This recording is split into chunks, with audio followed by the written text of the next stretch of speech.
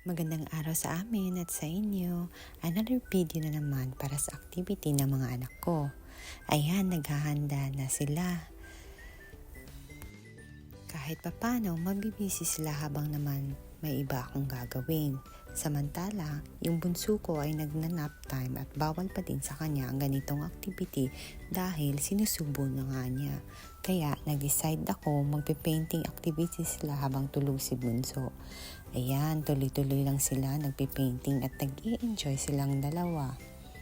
Kaya nililimit ko lang talaga kasi ang screen time kaya nag-try ko talaga mag-schedule na gagawin nila sa araw-araw lalo't bakasyon si ate.